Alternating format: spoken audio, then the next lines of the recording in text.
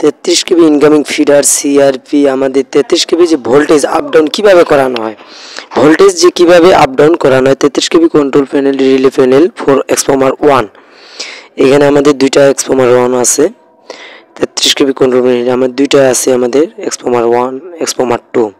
আমাদের যে এক্সফর্মার 1 এক্সফর্মার 2 যে কন্ট্রোলিং ভোল্টেজ, যে ভোল্টেজ কন্ট্রোলিং কিভাবে করা হয়, আমাদের 33 থেকে 11 বানা হয়েছে, কিন্তু 11 কে যে কন্ট্রোলিং করা হয়, 11 ভোল্টেজকে কিভাবে কন্ট্রোলিং করা হয়, যে 11 ভোল্টেজ আমাদের কিভাবে করা হয় সেটা আজকে আমি আপনাদেরকে জানাবো।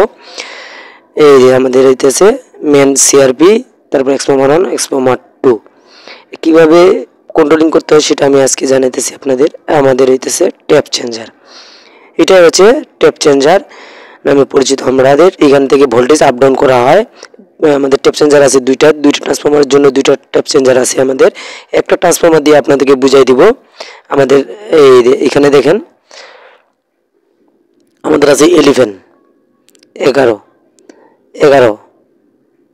আছে কেভি, আমাদের আছে 11।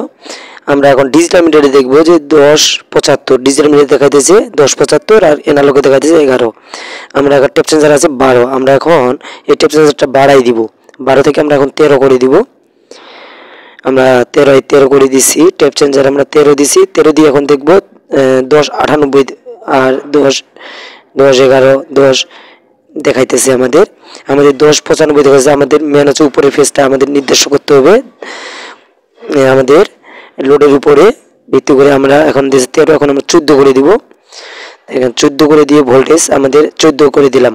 এখন আমরা 11 কেবি আমরা দেখবো, এখন ডিজিটাল মিটারে দেখবো 11.11 11 24 11 14 11 15 আমাদের ডিজিটাল মিটারে দেখাইতেছে। এই আমাদের 11 15 16 থাকতে হবে অবশ্যই, কারণ লোড আমাদের থাকে, লোড থাকলে অবশ্যই আমাদের কেবি একটু বেশি রাখতে হয়। ধন্যবাদ।